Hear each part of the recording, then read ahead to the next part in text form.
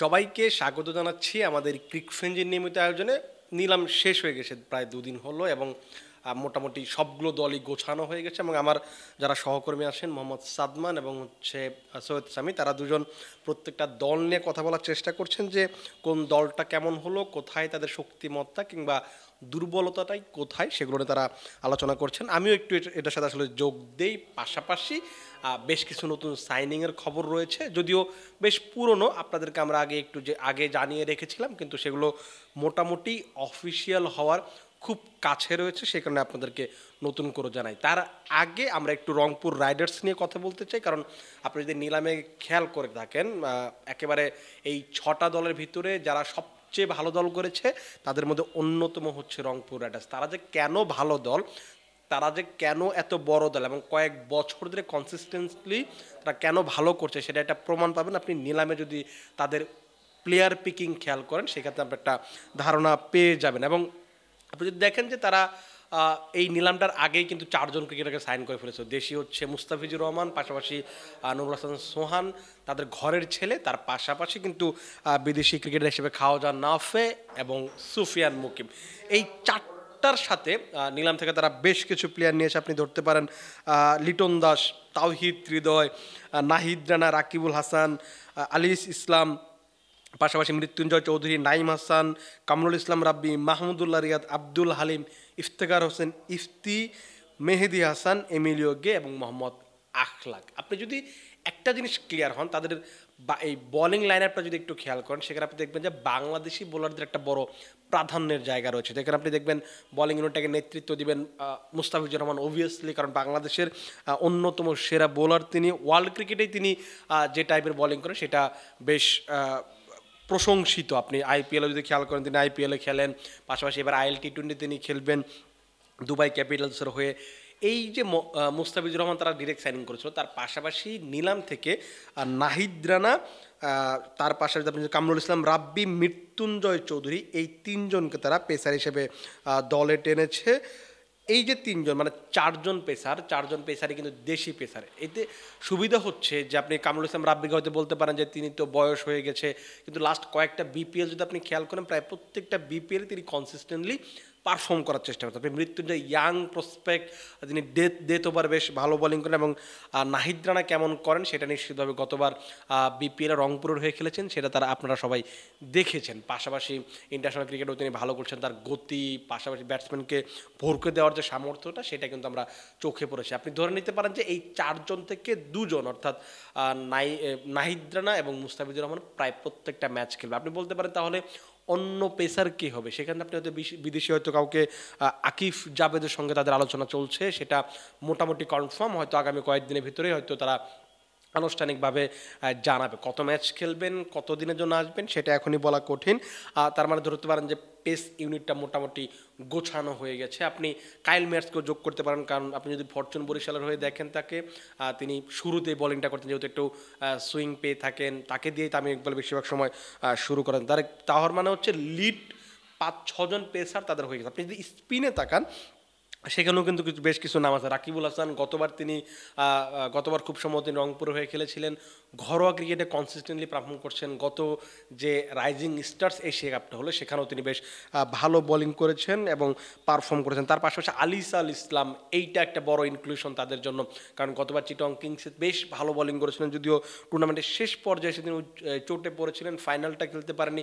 অনেক দিন পর চোট কাটিয়ে তিনি ফিরছেন এবারের বিপিএল দিয়ে, তাকে নিয়ে একটা বড় স্বপ্নের জায়গা থাকবে রংপুরে। আরও যদি স্পিনে খেয়াল করেন, নাইম হাসান আছেন, তার সঙ্গে হচ্ছে আপনি যোগ করতে পারেন, তিনি তো আছেনই, মাহমুদুল্লাহ রিয়াদকে আপনি অকেশনালি ব্যবহার করতে। আরেকটা জিনিস ভুলে গেছি বলতে, সেটা হচ্ছে পেস ইউনিটে আব্দুল্লাহ হালিম, তাকে তিনি আপনি যোগ করতে পারেন, কারণ গতবার লেজেন্ডস অফ রূপগঞ্জের হয়ে তিনি ডিপিএলে খেলেছেন, ঘরোয়া ক্রিকেটে নিয়মিত পারফর্ম করছেন। সো একটা বড় বোলিং ইউনিটটা বেশ স্ট্রং। এর সাথে আপনি যদি বিদেশি 2-1জনকে যোগ করেন, আরও বেটার অপশন তৈরি হবে। আপনি যদি ব্যাটিংয়ে খেয়াল করেন, সেখানে কিন্তু রংপুরের মানে অনেক বড় একটা ব্যাটিং ডেপথ রয়ে গেছে। আপনি লিটন দাসের কথা বলতে পারেন, তাহিদ হৃদয়ের কথা বলতে পারেন, আপনি খাওয়াজান নাফের কথা বলতে পারেন, এবং সুফিয়ান মুকিম, তিনি স্পিনে ওই স্পিনটা যেটাকে আমরা আলোচনা করতে পারি, সেখানে আপনি তাকে যোগ করতে পারেন।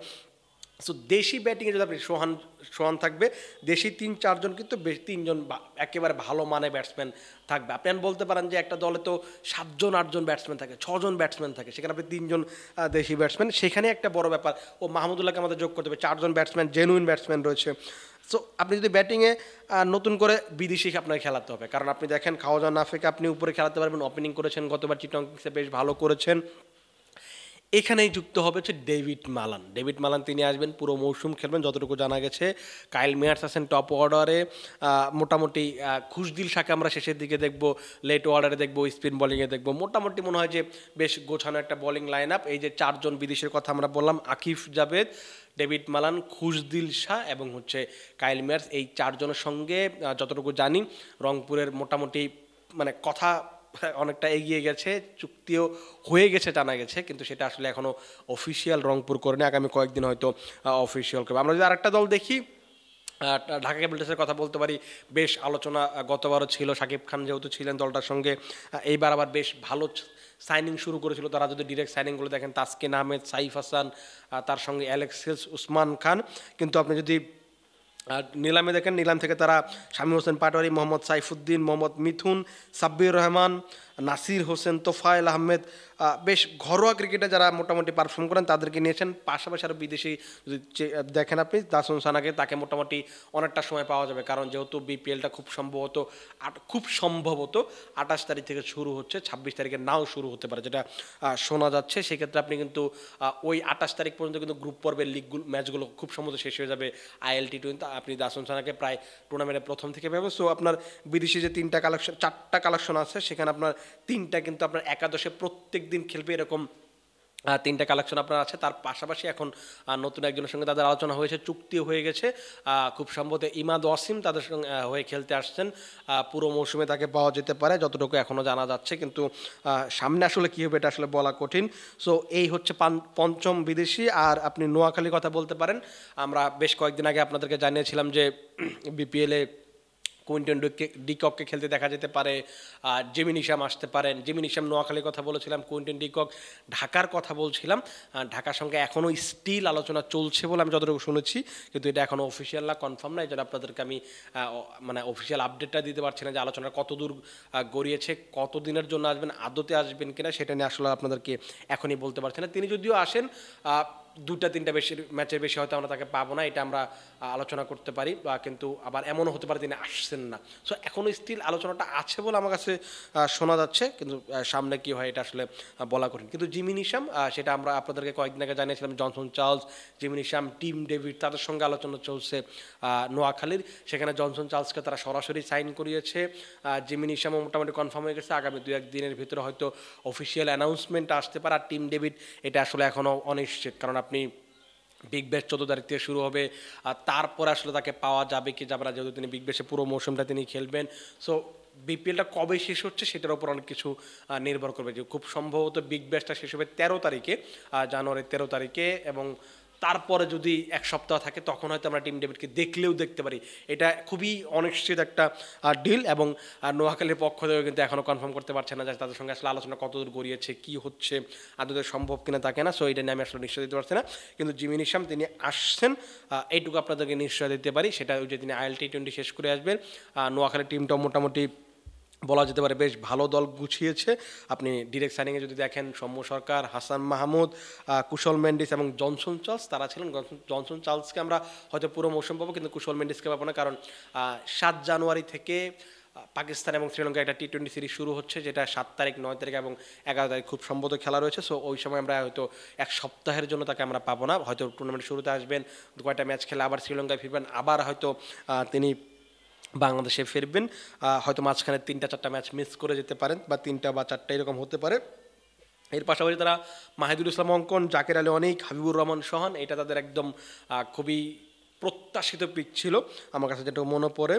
ও মুশফিক হাসান আসেন, শাহাদ হোসেন দীপু, রেজাউর রহমান রাজা, নাজমুল ইসলাম অপু, আবু হাশিম, রংপুর হয়ে বেশ ভালো স্পিন করেছেন। আপনি যদি লাস্ট NCLটা দেখেন, আবু হাশিমের কথা আপনার মনে থাকার কথা, মেহেদি হাসান রানা, পাহাতি পেসার, সৈকত আলী অলরাউন্ডার ব্যাটিংটা করতে পারেন, সাব্বির হোসেন তিনি যেমন টপ অর্ডারে ব্যাটিং করতে পারেন, পাশাপাশি মিডিয়াম পেস বোলিংটা করতে পারেন, তাকে হয়তো আমরা ম্যাচ পেতে দেখতে পারি। রহমতুল্লাহ আলী আছেন, এবং বিদেশি হিসেবে আপনি যদি খেয়াল করেন তাদের কুশল মেন্ডি, জনসন চার্লসের সঙ্গে ইহসানুল্লাহ খান এবং হায়দার আলীকে আপনাকে 4-এ ব্যাটিং করতে হবে। তাদের ব্যাটিং আপনি যদি চিন্তা করেন, টপ অর্ডারে কুশল মেন্ডিসের সঙ্গে আপনি সৌম্য সরকারকে ওপেনিং করে দিলেন, অথবা আপনি সৌম্য সরকার এবং হাবিবুর রহমান সোহানকে ওপেনিং করে দিলেন।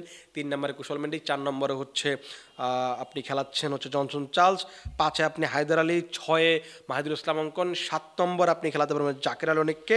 একেবারে খুবই একটা কম্প্যাক্ট ব্যাটিং লাইন আপ, কিন্তু যেটা সংশয়ের জায়গা যে তাদের ব্যাকআপ অপশনগুলো নিয়ে একটু সমস্যা হতে পারে, কারণ আপনি এগুলো আমি যেগুলো যে বলছি তারা সবাই একাদশের প্লেয়ার, কিন্তু যদি কেউ ইনজুরিতে পড়েন, কেউ যদি ভালো করতে না পারেন, সেক্ষেত্রে তাদের ব্যাকআপ অপশনগুলো কে হবেন সেটা নিয়ে একটা দুশ্চিন্তার বিষয় আসে। কিন্তু তারা যেহেতু গোছানোর চেষ্টা করছে, হয়তো 2-4টা আরও বিদেশি কয়েকজনের সঙ্গে আলোচনা চলছে ওই দেশি ক্রিকেটারদের জায়গায় রিপ্লেস করার মতো, ওই পজিশন ওয়াইজ একটা রিপ্লেস করার মতো হয়তো ব্যবস্থা তারা করবে। আপাতত মনে হচ্ছে নোয়াখালী টিমটাও বেশ ভালো একটা টিম হয়েছে। বিদেশি যদি যেটা বললাম যে 6টা বিদেশি নিয়ে আমার কাছে আপডেট ছিল এই পর্যন্তই, আর আমরা চেষ্টা করবো আগামী কয়েকদিন আপনাদেরকে আরও বেশ কিছু তথ্য দেওয়ার জন্য, পাশাপাশি দলগুলো নিয়ে আর একটু বিস্তারিত আলোচনা করার জন্য। আপাতত আপনারা ভালো থাকুন, সুস্থ থাকুন এবং ক্রিকফ্রেঞ্জির সঙ্গে থাকুন।